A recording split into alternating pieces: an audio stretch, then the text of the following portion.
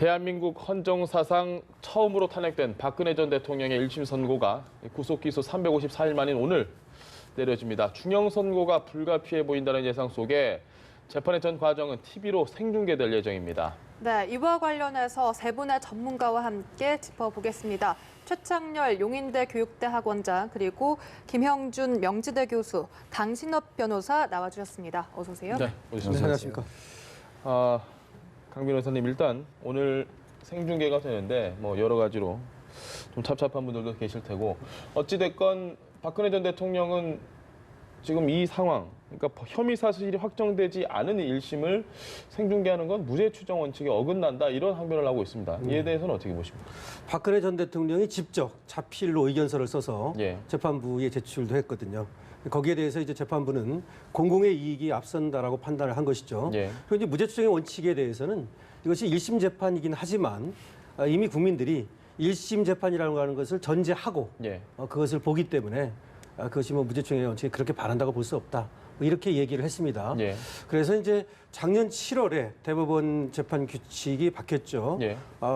법정에서의 방청 및 촬영등에 관한 규칙이 바뀌면서 1, 2심 재판에서도 선고 시에 예. 생중계를 할 수 있도록 한 거 아닙니까? 근데 아마 재판부에서는 두 가지를 생각했을 겁니다. 하나는 박근혜 전 대통령 같은 경우는 이제 파면을 당해서 예. 이렇게 재판까지 오게 된 마당이고 그로 인해서 한 50여 명 되는 사람들이 오랫동안 재판을 받기도 했고요. 네. 그래서 이제 국정농단이라고 하는 재판의 마지막 1심이 되거든요. 예. 그런 것들을 고려했을 것이고, 즉 국민의 알 권리, 공공의 이익. 또 하나는 이번에도 허용을 하지 않는다면 작년 7월에 바뀐 대법원 재판 규칙이 사문화되는 거 아니냐, 이런 어떤 고려를 했을 것으로 보이고요. 그리고 향후에도 있을 수 있는 이명박 전 대통령 같은 경우도 예. 있을 수 있고요. 이런 것들을 고려했다고 보입니다. 그래서 사인인 그 최순실 씨라든가 예. 이재용 부회장보다는 박 전 대통령은 공인 중에 공인이고 이런 것들을 고려해서 재판 생중계를 허용한 것이고 불가피했다, 이렇게 봅니다. 알겠습니다. 네, 그렇다면 이 질문을 드리지 않을 수가 없는데요. 어느 정도의 형량 예상하고 계십니까? 그 형량을 예상하기는 일반적으로 얘기를 할 수밖에 없을 것 같아요. 지금 최순실 씨가 징역이 20년이 선고가 됐잖아요. 그리고 이제 지난번 그 재판부와 오늘 이제 박근혜 전 대통령 재판부가 형사 합의 22부로 같은 재판부예요. 예. 같은 판사고. 그리고 이제 그 당시에 최순실 씨와 박근혜 예. 전 대통령은 공범관계이고 또 특히 이제 박근혜 전 대통령이 국정 최고 책임자였기 때문에 더 중하다라는 취지 얘기가 있었기 때문에 아무래도 최순실 씨보다는 형량이 높게 나오겠다라는 것이 일반적인 관측인 것 같아요. 예. 그리고 또 여러 가지 혐의가 지금 18개 혐의이고 또 최 씨와는 많이 겹치고 있잖아요. 예. 공범관계에서. 그렇기 때문에 저는 형량이 20년보다 좀 높게 나온다라고 보는 게 꼭 제가 법률가가 아니라도 상식적으로 그쪽이 좀 맞는 것 같긴 합니다. 예. 알겠습니다.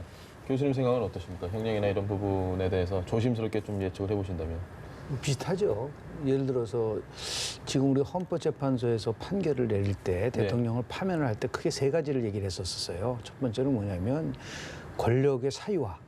그리고 두 번째는 장기간 동안에 권력을 농단시켰다. 국정을 농단했다. 네. 그리고 세 번째가 파면을 시키는 것이 결국은 대통령직에 있는 것보다는 국익에 우선하다고 그래서 이제 판결을 내렸거든요. 이제 네. 그 부분하고 지금 이제 법원에서 내린 거는 파면 부분과 실제적으로 이 법원에서 한 거는 다른 부분이라고 할지라도 네. 권력의 사유화 부분 포함해서 국정농단과 관련된 부분들이 지금 광범위하게 이루어졌고, 그리고 누가 보더라도 대통령이 국정농단의 몸통이다라고 하는 부분 속에서는 일반적으로 다 동의를 하고 있는 부분들이 있는 것이 있기 때문에 예. 최순실은 20년정 선고를 받았기 때문에요. 지금 징역 30년에 벌금 1,185억을 구형을 했지만 네. 결국은 대통령은 최순실보다는 훨씬 더 형량이 무겁게 내려질 수밖에 없는, 그게 바로 공인이기 때문에 그렇습니다. 그리고 대통령이었다는 이런 부분들이 감안된다고 한다면 훨씬 높은 형량을 선고하지 않을까라고 조심스럽게 예측해 봅니다. 법률적으로도 변호사님, 지금 현 상황이면 최순실 씨가 20년이면 박 전 대통령의 경우에는 좀 더 높을 가능성이 높은 거죠? 그 근거가 몇 가지 있죠. 예. 최순실 씨 같은 경우도 16개의 혐의를 받았거든요. 예. 그중에서 16개가 유죄가 된 겁니다. 근데 박근혜 전 대통령 같은 경우 최순실 씨하고 13개가 공통됩니다. 예. 그중에서 11개가 유죄가 됐거든요. 예. 그 2개 무죄된 게 뭐냐면 204억 미르와 K스포츠재단에 주었다고 하는 삼성에서 예. 그 부분이 무죄가 나온 거고 한국동계스포츠영재센터에 주었다고 하는 16억 부분이 있죠. 예. 그 부분이 이제 2가지가 무죄가 나온 겁니다. 원래 뇌물죄는 총 5개거든요. 예. 그중에서 3가지는 유죄가 나오고 2개는 무죄가 나온 건데 그거는 박근혜 전 대통령하고 같이 괴를 할 가능성이 많아요. 예. 근데 이제 그거 말고 그런데 뇌물죄는 그럼 3개가 그대로 유죄가 된다고 볼 때 또 하나가 이제 중요한 게 뭐냐면 문학의 블랙리스트라고 하는 겁니다. 예. 근데 최순실 씨는 이게 없었어요. 예. 근데 이거를 김기춘 씨가 4년을 받았고요. 항소심에서 조인선 씨가 2년을 받았거든요. 예. 근데 이거는 그러면은 크게 작용할 가능성이 있죠. 또 하나는 최순실 씨가 없는 게 하나 있는데 그게 이제 또 공무상 비밀 누설 같은 거 이런 것들은 정호성 씨 같은 경우 1년 6개월을 받았거든요. 예. 근데 이거는 박근혜 전 대통령 공범으로 보고 있거든요. 정호성 씨 재판 부분에서 말이죠. 뭐 그런 것들을 고려한다면 더 낮아질 수가 없어요. 그래서 결과적으로는 최순실 씨보다는 높을 수밖에 없다라고 보는 것이고요. 그다음에 최순실 씨는 어쨌든 간에 재판에 성실하게 참여를 했어요. 예. 네. 근데 박근혜 전 대통령은 재판도 보이콧하고 그랬죠. 그렇게 되면 장량감경이라 해가지고 예. 재판부에서 나름 깎아주려고 해도 깎아줄 만한 어떤 요소가 그렇게 많지 않아요. 그렇기 때문에 구형량도 높을 뿐만 아니라 예. 문학의 블랙리스트라는 것도 저번 재판부에서 보면 아주 그 중하게 판단을 했단 말이죠. 예. 그런 것들을 고려한다면 적어도 높을 수밖에 없다. 이렇게 보는 것이 합리적이죠. 알겠습니다. 네. 이번 선고에서 이 CJ그룹 이미경 부회장의 퇴진을 압박한 정황에 대한 판결도 처음 나오게 되는데요. 이로 인해서 형량이 더 높아질 가능성도 있는 건가요? 그러니까 지금 얘기 나오고 있는 그런 혐의들 말고 지금 그 부분도 굉장히 중요한 것 같아요. 다시 말하면 CJ 이미경 부회장의 그 퇴진 압력을 직접 이제 박근혜 전 대통령이 개입했느냐의 네. 여부잖아요. 직권남용의 문제이기 때문에 그 부분도 상당히 중요한 혐의가 될 수밖에 없다고 생각합니다. 알겠습니다. 지금 뭐 말씀하신 것처럼 불출석하는 경우 이 장량 감경이라는 부분을 사실 뭐 거의 획득이라고 해야 되나요? 그 부분에 대한 어떤 이점을 누릴 수 없는 상황인데 그렇죠. 교수님 보시기에 이 불출석하는 현 상황 어쨌든 이 재판 자체를 전혀 뭐 인정하지 않는다는 거 아닙니까? 두 가지 예. 측면에서 그동안 이제 박근혜 대통령 측근에서는 접근한 것 같아요. 이건 무조건 정치 탄압이다. 예. 그러니까 정치 보복이다라고 했고, 두 번째는 작년 10월에 있었던 이제 구속 영장과 관련돼서 이것은 박근혜 전 대통령에 대한 표적이다라고 징계를 하는 거다라고 하는 이 두 부분을 예. 아주 시종일관 유지를 하고 있는 것 같아요. 그러다 보니까 뭐 굳이 우리가 나간다고 해서 형량이 줄어들 것도 아닐 것이고, 그리고 더 나가서 최순실 씨와 관련돼서 분명히 선고 내용을 알고 있지 않겠습니까? 그러면 이 상황 속에서 본인이 아무리 나가서 뭐 항변을 한다 하더라도 달라질 게 별로 없다. 예. 이럴 바에는 차라리 그냥 정치적인 문제로 해결하려고 하는 것이지 법적으로 해결하려고 하려는 것 같지는 않은 것 같아요. 뭐 전노 구속되고 나서 95년도 구속되지 않았었습니까? 그리고 김영삼 대통령 결국은 마지막에 사면 복권을 했는데 뭐 박근혜 전 대통령 입장에서도 그렇게 생각을 하겠죠. 이거는 뭐 도저히 사법적으로는 제가 빠져나올 수 있는 길은 없다. 오히려 정치적으로 나올 수밖에 없다. 그러니까 정치로 나올 수 있는 길은 끝까지 정치 투쟁할 수밖에 없다. 이러한 맥락 속에서 결국 모든 것을 보이콧하는 것이기 때문에 저는 뭐 앞으로 계속해서 이 추세는 유지될 수밖에 없다라고 보는데, 문제는 그것이 과연 국민들에 대한 정서상에 있어서 봤을 때는 예. 받아들일 수는 없는 것이죠. 예를 들어서 전직 대통령이었다고 한다면은 그 부분에 대해서 책임지는 모습을 좀 보여줘야 되는데 예. 전혀 그렇지 않고 오로지 사적 이익만을 추구하기 위해서 행동을 한다? 결국은 그것 때문에 구속도 됐고 결국 파면도 당했는데 예. 여전히 그런 상황 속에서 전략을 가져간다는 것은 상당히 전직 대통령으로서 저희들이 바라보는 이 시점은 상담하다 볼 수밖에 없습니다. 박 전 대통령 지지자분들이 네. 혹시 오늘 이제 선고가 나오고 나면 좀 글쎄요, 뭐 파장이 좀 있을까요? 어떻게 보십니까? 일단 뭐 일관성입니다. 예. 예를 들어서 끊임없이 태극기 집회를 포함해서 박근혜 전 대통령에 관련돼서는 음모론을 얘기를 하고 예. 정치 보복론을 얘기를 하고 있기 때문에 네. 이 부분에 대해서 뭐 박근혜 전 대통령의 아주 핵심 지지층들이죠. 그런 분들은 어떠한 결과가 나오더라도 박근혜 전 대통령에 대한 구속은 잘못된 것이고 빨리 석방하라라고 하는 그러한 기조를 유지할 수밖에 없는 부분인데 이것은 큰 틀 속에서 보면은 사법부 판단에 대해서 도전하는 거예요. 그러니까 이것은 우리 헌법에서 규정된 모든 사람들은 법 앞에 평등하다라고 하는 헌법 제11조에 위배될 수 있는 부분들이기 때문에 아무리 자신이 지지하는 사람이 저렇게 구속되고 형을 받는다 하더라도 일정한 수준을 넘어서는 안 된다라고 저는 봅니다. 알겠습니다. 이런 게 있는 것 같아요. 지금 박근혜 대통령이 전 예. 대통령이 탄핵 후에 말이죠. 시간이 걸리겠지만 진실은 반드시 밝혀진다는 예. 얘기를 했어요. 저는 박 전 대통령의 인식 속에 그것이 확고하게 자리 잡고 있는 것 같아요. 단순하게 어떤 그 형량의 문제 떠나서 잘못한 게 별로 없다 자신이 스스로 그런 생각을 예. 하고 있는 게 아닌가라는 생각도 좀 듭니다. 그리고 또 하나는 박근혜 전 대통령이 부친인 박정희 전 대통령에게 물려받은 예. 그런 어떤 국가관이라는 게 대단히 낡고 편협했다. 그리고 민주주의를 이해하는 방식이라든지 정치를 이해하고 실천하는 방식이 있어가지고 시대와 전혀 맞지 않는 생각을 하고 있는 것이 아닌가. 이건 네. 사법적인 측면하고 조금 더 다른 면이에요. 사법적 정의는 당연히 세워야 되는 것인데 그러다 보니까 정말 이런 여러 가지 사안에 대해서 이명박 전 대통령은 달리 말이죠. 직접적으로 사익을 추구하지 않았다라고 자꾸만 생각하는 것 같아요. 네. 그리고 그 부분은 변호인단들도 일관되게 보이고 있는 것 같아요. 변호인단들도 이게 뭔가 추론과 상상에 기반해서 기소됐다라는 입장을 보이고 있단 말이에요. 그러니까 변호인단들은 오히려 형량을 낮추기 위해서 이렇게 얘기할 수 있는데 예. 박 전 대통령은 정말로 국가에 대한 인식이라든지 민주주의에 대한 인식 그리고 현대 국가를 보는 관점 이런 것들이 너무 과거 시대 우리가 개발 독재할 때에 거기에 완전히 머물러 있다라는 생각이 좀 들고요. 저 개인적으로. 예. 네. 또한 조금 더 나아가서 얘기한다면은 어떤 좀 유신의 섭이나 이런 거에 좀 갇혀 있는 것이 아닌가 인식 자체가 예. 그렇기 때문에 자본 권력과 정치 권력의 이러한 유착 관계 이런 것들에 대해서 뭐가 크게 잘못됐는가 미르재단과 K스포츠재단에 대해서 물론 법정에서 판단이 어떻게 나올지 모르겠습니다만 그런 것들이 왜 그렇게 내가 잘못한 게 뭐가 있느냐.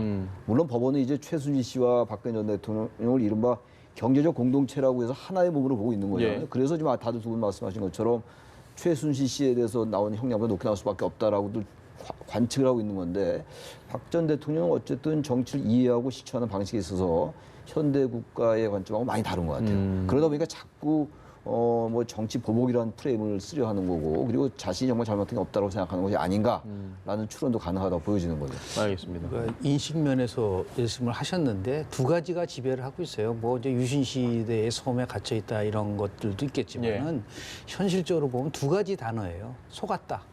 그리고 몰랐다.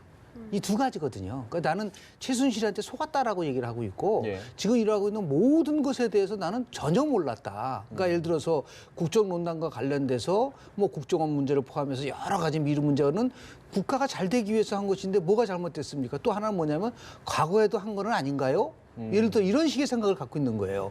그러다 보니까 뭐 참회란 건 전혀 없고 지금 시간이 걸리더라도 진실은 밝혀진다고 얘기를 하고 있지만 이 부분이 국민적인 눈으로 봤을 때는 도저히 받아들일 수 없는 이것은 여러 그 실질적으로 자신이 속았다고 얘기하는 사람들 속에서도 네. 법정에 가서는 진실을 얘기하는 경우가 막 나오고 있지 않습니까? 그 세월호와 관련된 문제도 그렇고 이런 데도 자꾸만 이것을 뭐 속았다 몰랐다라는 걸 가지고 빠져나간다고 한다는 것은 도저히 이거는 우리가 받아들일 수 없는 그런 거라고 봅니다. 알겠습니다. 네, 그렇다면 박 전 대통령 스스로도 나중에 사면될 가능성을 기대하고 있는 걸까요? 그건 뭐 정치인이니까 뭐 고도의 정치적 판단을 할 수밖에 없는 부분인데요. 미국 같은 경우에는요. 예. 얼마나 막강하고 있냐면 대통령이 대법원 판결 내기 전에 바로 석방시킬 수 있습니다. 아, 판결 전에. 네, 판결 전에도 지금도 바로 석방시킬 수 있어요. 막강한 힘을 갖고 있습니다. 그런데 우리는 사면을 하더라도 모든 형이 확정이 돼야 됩니다. 그러려고 한다면은 아무리 못해도 지금 벌써 1년 정도 좀 소요되지 않았었습니까? 네. 그리고 뭐 항고심도 하고 뭐 물론 중간에 나는 그만두겠다라게 할 수는 있겠으나 예. 그동안 얘기했었던 기조로 봐서는 끝까지 투쟁할 수밖에 없는 이런 입장이라고 한다면 한 2년 정도의 시간적인 그것이 흐를 수밖에 없는 것이고 그리고 현직 대통령이라는 것은 항상 본인이 퇴임 전에 네. 자기가 재임 중에 있었던 두 전직 대통령에 대한 것을 끝까지 그냥 몰라라 하고 가기는 어려울 것이다라고 판단할 가능성이 있어요. 그러니까 결국은 대통령이 퇴임 전에 국민 통합이라든지 특히 이제 2020년도 대통령 선거 이전에 총선이 있지 않습니까? 그러니까 저는 총선 전후로 해서 또다시 큰 빅뱅이 올 수 있는 가능성도 있고 정치적으로 여러 가지 변화가 올 수 있다고 한다면 그 상황 속에서 아마 고도의 정치적 판단을 할 가능성이 높은데 지금 헌법 개정안도 보면은 예. 대통령의 사명권을 너무 강하다. 이거를 좀 제한시키자는 말도 있어요. 네. 그러나 그것은 뭐 헌법적 사항이 아니라 결국은 정치적 판단할 수밖에 없는 것이고 두 전직 대통령에 대해서 지금 뭐 재판도 나오기 전에 사면 얘기한다는 것은 뭐 전혀 맞지 않는 얘기지만 예. 제가 볼 때는 그렇기 때문에 저는 박근혜 전 대통령이 그런 걸 염두에 두면서 끝까지 계속해서 법정에 나오지 않는 것은 아닌가라고 하고 그런 식으로 좀 예. 생각해 볼 수 있는 근데 것이죠. 이런 면이 있는 것 같아요. 전두환, 노태우 두 전직 대통령이 YS 정권 때 네. 사면이 됐었단 말이에요. 그런데 지금 그때와 시간차가 너무 많이 벌어져요. 시간이 너무 많이 흘렀어요. 그러니까 네. 국민들의 어떤 민주주의에 대한 인식이라든지 이런 것들을 볼 때 저는 그야말로 아까 앞서 김 교수 말씀하신 것처럼 지금 사면 얘기하는 건 전혀 맞지 않죠. 근데 어차피 나온 얘기니까 그런 상황 속에서 저는 사면하기는 대단히 낮다 가능성. 그리고 특히 문 대통령은 공직자에 대한 특별사면 없다라는 입장을 네. 가지고 있기 때문에 아무리 총선을 앞두고 빅뱅이 온다 하더라도 그 입장을 바꾸기는 어렵지 않나. 어떤 명분이 뭐 그런 어떤 시대적인 요청이 있으면 몰라도 저는 그런 점에서 지금 그 얘기하는 건 좀 적절치 않긴 한데 시기적으로 아무튼 저는 조금 그 부분은 뭐 생각할 부분이 있다라고 생각합니다. 알겠습니다. 아마 오늘 이 선고 결과를 가장 궁금해할 사람은 본인이 아닌가 싶습니다. 박 전 대통령 본인인데 일단 재판장에 나오지 않고 구치소에서 뭐 스마트폰이 있는 것도 아니고 방에 TV가 있는 것도 아니고 그러면 언제 어떤 식으로 본인의 이 결과를 알 수 있을까요? 이게 참 궁금합니다. 기본적으로는요. 그 재판의 그 형사 재판의 선고라고 하는 것은 네. 구두로 하게 돼 있습니다. 그리고 판결문은 그 피고인이라든지 예. 또 변호인이 그것을 신청하는 경우에만 발부를 해줍니다. 지금은. 그런데 이렇게 이제 골석 재판이라고 하거든요. 예. 본인이 나오지 않은 경우에도 정당한 사유 없이 출석을 하지 않으면 예. 피고인이 없이도 재판할 수 있습니다. 예. 그것은 이제 형사소송법에 그렇게 규정이 돼 있습니다. 그래서 판결을 할 수 있고요. 그렇게 된 경우에는 구치소로 이렇게 수감되어 있는 그런 피고인 같은 경우에는 판결문을 보냅니다. 나오지 않았으니까요. 당일에 바로요. 예, 그렇습니다. 예. 그러면 원칙적으로는 우편으로 보내는 겁니다. 예. 그렇기 때문에 그것을 인편으로 보낸다지 뭐 그렇게 하진 않습니다. 그러면 우편이 가야만 이제 알 수가 있게 되는 것인데 사실은 뭐 지금 변호인도 있고요. 그다음에 교도관들도 있기 때문에 교도관을 통해서 전달받을 것으로 봅니다. 그러니까 한 6시 정도 되면 저녁 식사거든요. 네. 그래서 그때 이제 받을 수도 있고요. 아니면 7시에 KBS 1TV를 이제 시청을 하거든요. 네. 그러면 이제 그걸 통해서도 볼 수 있는데 사실은 제가 볼 때는 이제 주문이 낭독이 되고 선고가 되면 곧바로. 교도관이 예. 곧바로 또 전직 대통령에 대한 예고도 있고요. 그것을 공지해 줄 것으로 통지해 줄 것으로 이렇게 봅니다. 알겠습니다. 네. 그렇다면 박 전 대통령이 오늘 선고 이후 항소할 가능성은 얼마나 된다고 보십니까? 글쎄요, 항소 저는 할 것 같아요. 왜냐면은 지금 이제 정치 투쟁하고 이제 네. 그런다고 늘 그러는데 그 정치 투쟁하고 정치 보복 프레임으로 가고자 하는 게 뭡니까? 어쨌든 형량을 낮추겠다는 거잖아요. 네. 뭐 어쨌든 사법 판단에 있어가지고 그렇다면 항소를 해야 되겠죠. 여기서 물론 이제 빨리 항소를 끝내고 이제 형을 확정한 다음에 시간을 빨리 이제 이거 사면을 의식한다면 뭐 항소를 안 할 수 있겠습니다만 지금까지 여러 가지 행태로 볼 때 저는 항소할 가능성이 높아 보여요. 그래서 뭔가 어쨌든 여러 가지 자신들의 지지층들에 대한 메시지도 보내왔던 것이고 그렇다면 그런 것들을 토대로 가지고 2심은 다른 판단할 수 있을까라는 생각을 하지 않을까라는 측면에서 항소할 가능성이 좀 높지 않나라고 보여지는데 알겠습니다. 지켜봐야 되겠죠. 원래는 그 작년 10월 16일부터 말이죠. 예. 그때 구속 기간을 재판부에서 연장하지 않았습니까? 그러고 나서 재판을 전면적으로 보이콧했죠. 예. 그리고 변호인들도 사임을 하고 그래서 항소를 하지 않을 것으로 생각돼 왔어요. 예. 그런데 이제 변화가 생겼는데요. 지금 이제 국정원 특활비 재판을 하고 있고 예. 네. 공직선거법 위반 재판을 32부에서 하고 있거든요. 공천 과정에 불법 개입해서 예, 맞습니다. 그 친박을 이제 새누리당 시절에 예, 공천하기 예, 예. 위해서 뭐 또 여론조사도 하고 그랬다는 예. 거 말입니다. 근데 거기에다가 의견서를 3번이나 제출을 했습니다. 네. 그리고 지금 재판에 이렇게 못 나오는 거에 대해서 예. 건강 때문에 못 나간다 이렇게 또 얘기를 했어요. 예. 그렇다면은 어떤 뭐 지금 다른 이유 때문에 못 나간다 이렇게 얘기한 게 아니라 건강 문제라는 얘기를 했다는 점이라든지 그다음에 또 의견서를 이렇게 제출하고 있다는 점이라든지 이런 것들로 보면 결국 항소를 해서 예. 다음에 다시 항소심에서 재판을 받아보려 할 가능성 그것이 좀 높아졌다 이렇게 봅니다. 강 변호사님 좀 지엽적인 거 한 가지만 네. 더 여쭤보겠습니다. 오늘 생중계잖아요. 네. 카메라 4대가 지금 설치되는 걸로 알고 있는데 그렇습니다. 그 보통 재판정에서 이 핸드폰으로 뭐 촬영을 하거나 캠코더로 촬영하는 게 안 되지 않습니까? 안 됩니다. 근데 오늘 같은 경우는 생중계가 되면 혹시 방청객들이 그런 걸 좀 찍거나 이럴 수 있나요? 안 됩니다. 아, 그것도 오늘도 그런 것들은 허락이 안 되는 것이고요. 예. 지금 고정된 4대의 카메라가 들어가 있는 겁니다. 예. 그래서 한 대는 재판장만을 비춥니다. 그리고 한 대는 재판장과 좌우 배석을 비추고요. 예. 한 대는 피고인석을 비춥니다. 변호인과 피고인석. 한 대는 이제 검찰 쪽을 비추고요. 이렇게 딱 고정되어 있는 겁니다. 예. 그러니까 CCTV 생각하면 됩니다. 그것을 이제 방송사들은 전달받아서 송출을 하게 돼 있거든요. 예. 그래서 마음대로 찍을 수 있는 것이 아니고요. 그리고 방청석은 비추질 않습니다. 아예. 그리고 방청석에 있는 사람들이 찍을 수도 없습니다. 예. 그래서 네. 그렇게 법원에서 빌려온 카메라입니다. 그 카메라를 가지고 법원에서 허용한 대로만 이렇게 이제 화면을 찍고 그것이 송출이 됩니다. 누가 고성을 지르거나 뭐 이런 게 다 생중계가 될 수 있는 그럴 수는 있죠. 방청석은 비추진 않지만 예. 소리는 들릴 수가 있기 때문에. 근데 지금 그 소리가 이제 재판장이 읽기 위해서 그 소리가 나는 거 아닙니까? 예. 그래서 지금 그쪽에 지금 지금 마이크가 마이크를- 있기 때문에 예. 저쪽에서는 이제 작게 소리가 들릴 수는 크게 있겠지만 소리를 내야만 그렇죠. 예. 다만 그래도 이 방청석이 뭐 그렇게 재판부하고 이렇게 엄청 멀은 건 아닙니다. 예. 그렇기 때문에 소란을 피우면 아마 그 재판장 앞에 있는 마이크를 통해서 그 소리가 들릴 수는 있을 텐데 아마 그렇게 되면 바로 재판장이 제재를 해서 밖으로 내보낸다든지 이렇게 이제 법정 질서를 유지를 위한 이 경찰권을 동원할 겁니다. 실제로 그런 모습을 처음 보게 되는 셈이네요. 국민들이 영화에서나 보던 그렇게 되면 이제 바로 재판장이 어쨌든 바로 멈추고 예. 정리를 한 다음에 그런 어떤 방청객이 있으면 바로 내보내고 그런 다음에 이제 계속해서 재판을 진행할 것으로 봅니다. 미국 의회 말씀을 좀 드리면요. 예. 대통령이 의회에 이제 그 참석을 하게 되지 않습니까? 예. 그러면 그 카메라가 그 규정상 예. 대통령만 집중하게 돼 있어요.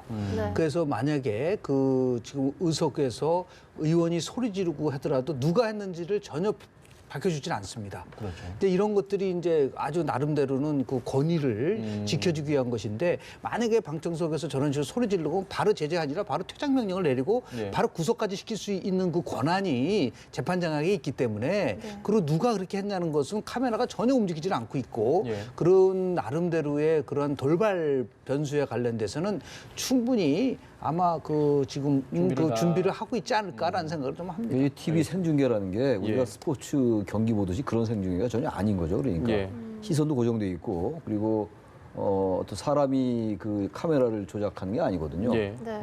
그 무인 카메라로 한다는 거 아니겠어요. 그러니까 그것도 이제 재판장이 상당히 부담을 느낄 수 있으니까 그렇게 한다라고 얘기하고 우리 국회의 상임위원회나 이런 국회 생방송할 때도 예. 카메라가 고정돼 있습니다. 이렇게 그건 뭐 일상적인 그런 생중계하고 상당히 다르다라고 우리가 봐야죠. 알겠습니다. 네. 그렇다면 이번 재판은 박근혜 전 대통령의 혐의가 많고 공소 사실이 긴 만큼 아무래도 오랜 한두 시간 안팎으로 진행될 가능성이 높다고 하는데 몇 시쯤 가량 그 주문을 듣게 될 수 있을까요? 최순실 씨 같은 경우 2시간 10분이 걸렸어요. 네. 그래서 4시 20분 정도의 주문이 나왔거든요. 네. 사실은 그때는 이제 언제 나올지를 몰랐습니다. 그래가지고 오랫동안 이제 진행이 됐죠. 근데 이번에 이제 그게 버금가지 않겠습니까? 재판부도 뭐 같은 재판부고. 그리고 혐의도 사실은 거의 비슷합니다. 18개씩. 예. 물론 이제 그런데 여기는 또 사실은 대통령이라고 하는 전직 이런 것들도 있고 해서 더 적게 걸리지는 않을 것 같습니다. 여기도 혐의가 18개거든요. 예. 그렇기 때문에 적어도 4시 30분 정도 돼야 주문이 나오지 않을까 이렇게 생각은 되네요. 알겠습니다. 최 교수님 뭐 조금 전에 저희가 이야기했던 부분인데 최순실 씨를 판결했던 재판부랑 동일한 재판부지 네. 않습니까? 지금 그런데 생중계를 또 한단 말이죠. 거기에 첫 탄핵 대통령의 이 1심을 좀 기분이 어떨까요? 그래서 지금? 이거는 뭐 어떤 의미에서 역사적인 심판으로 봐야 돼요. 예. 지금 현직 대통령이 파면된 건 박근혜 전 대통령이 처음이었어요. 예. 그리고 지금 거의 1년이 넘었잖아요. 지금 재판이 쭉 열린 게 네. 작년 3월 10일 날 탄핵 헌법재판소에서 파면됐던 것이고 네. 그리고 그 부분이 계속 이게 쭉 재판이 진행돼 오다가 오늘 선고라는 것이기 때문에 어떤 면에서 볼 때는 노태우 전두환 전 대통령 또 다른 측면이 있는 거죠. 예. 그 대통령으로서 아무튼 헌법 가치 훼손, 그건 헌재에서 얘기했던 거니까. 예. 그리고 국가의 어떤 모든 것을 공적 권력을 공적 라인을 사용하지 않고 비선이라는 그런 것도 사용하면서 국정농단을 가져왔던 예. 이런 것들이고 또 우리 한국 사회가 그동안 계속 압축 성장 과정 속에서 누적돼 왔고 구조화돼 왔던 어떤 예. 면에서 체질화되어 왔던 그런 이른바 정경유착의 문제. 그 공적 영역과 사적 영역이 완전히 허물어져 가지고 예. 이것이 영역이 없었던 거 아니에요. 그러니까 막 기밀도 유출되고 최 씨에게 뭘 알려주고 최근에 세월호 7시간 때도 그걸 5인 회의라고 이른바 해서 네. 거기서 이제 뭐 중대본을 가는 게 결정되고 이랬다는 거 아니겠어요? 지금 보도에 의하면 검찰 발표에 의하면 그렇다면 이런 것들은 단순하게 여러 가지 대통령으로서의 어떤 공인으로서의 직무를 위반했다는 측면보다도 역사적으로 우리 한국 사회가 5.16 쿠데타 이후 쭉 내려왔던 그런 성장의 여러 가지 그늘들 이런 네. 것과 같이 관련시키는 재판이라는 측면에서 볼 때 단지 사법적 측면을 떠나서 정치 사회적으로 굉장히 파장이 큰 재판이라고 볼 수밖에 없을 것 근데 같습니다. 조금 이제 좀 첨가를 해야 될 예. 부분이요. 우리 이제 고속압축 성장하는 과정 속에서 오는 여러 가지 우리 사회 갖고 있는 부조리라든지 예. 부패라든지 이런 거가 있는데 뭐 87년도 이후에 지금 7명의 대통령이 있지 않습니까? 네. 그런데 지금 박근혜 전 대통령이 이제 구속됐고 예. 이명박 전 대통령이 구속됐어요. 공교롭게도 보수 성향의 대통령이 구속되다 보니까 이것이 마치 그 우리가 얘기하는 우리 사회의 뒤틀린 구조가 문제가 된 것은 아니냐라고 얘기를 하고 있지만 예. 그것도 물론 있지만 제일 중요한 거는 결국은 국정 운영을 책임지고 있는 정치 지도자들이 갖고 있는 한마디로 해서 공인인식의 부족, 예. 네. 철학의 빈곤. 이게 결국은 정치를 왜 하느냐에 대한 인식이 전혀 없었던 거예요. 한마디로 박근혜 전 대통령 같은 경우는 국민들이 봤을 때 도저히 이해할 수 없는 부분은 이게 너무 폐쇄적인 리더십을 좀 보여줬다. 예. 네. 그러니까 국가 재난인데도 불구하고 집무실에 가지 않고 침실에 섰다는 것이 지금 확인이 되고 있지 예. 않습니까? 이런 것들은 뭐 이런 구조적인 문제가 아니라 개인의 뒤틀리고 왜곡된 이러한 그 퍼스널리티 결국은 성장 과정 속에서 잘못되고 뒤틀린 것이 실제로 대통령의 통치 스타일과 연결된다. 네. 이것은 오랜 기간 동안에 미국의 대통령학을 연구한 연구자들의 얘기입니다. 그러니까 결국은 앞으로라도 우리가 국가를 책임질 수 있는 분들은 정말 철저한 공인인식을 통해서 오로지 국민을 향해서 국민을 위한 정치를 해야 된다는 인식을 가져야지 그렇지 않고 권력을 탐하고 오로지 5년 지나면은 뭐 끝난다 이런 식의 상태를 가지고 간다면은 그거는 뭐 계속해서 반복적으로 우리는 대통령의 잔혹사를 볼 수밖에 없는 부분들이 있다. 그래서 이러한 그 전 대통령 2명이 구속이 돼서 재판을 받는 이 과정을 보면서 대한민국의 민주주의가 좀 어떤 면에서 봤을 때는 강해지고 성숙되고 있는 것을 보여주고 있는 것다고 저는 보고요. 예. 네. 이것을 통해서 우리가 볼 수 있는 여러 가지 반복적으로 나오는 이 부분을 끌어내자. 그러다 보니까 이제 권력구조 개편 문제도 나오고 정치 문화에 대한 부분들도 나오고 우리 국민 의식도 바꿔야 되고 이런 총체적인 관점에서 우리가 봐야 될 부분들이 있는데 저는 말씀드리고 싶은 거는 처음부터 가장 큰 책임 있는 거는 박근혜 대통령 개인이 지금 가장 큰 문제다라는 부분들을 좀 말씀을 좀 드리고 이 싶습니다. 부분도 하나 있는 것 같아요. 일리가 있는 말씀인데 너무 개인의 초점을 맞추면요. 우리 사회가 그동안 쭉 누적돼 왔던 것의 반영이라고 저는 생각해요. 예. 그냥 그런 지도자가 있었는데 거기에 맹목적으로 추종한 사람들도 이 책임에서 가볍지가 않아요. 예. 결국은 이명박 전 대통령과 박근혜 전 대통령의 책임이 제일 큰 거예요. 예. 그러면 개인적인 리더십의 문제, 개인적인 민주주의에 대한 이해의 문제라든지 정치를 실천한 방식 이런 게 제일 문제인데 기본적으로 그런 것들을 가능케 했던 여러 가지 구조적 요인들이 배제되면 안 된다. 물론 김 교수님 말씀이 그것을 배제하다는 얘기는 아닌 건 아는데 네. 적어도 이명박 박근혜 전 대통령을 완전히 추종했던 세력들 사실상 어떤 면에서 아주 극소수의 사람들이라고 볼 수 네. 있다 하더라도요.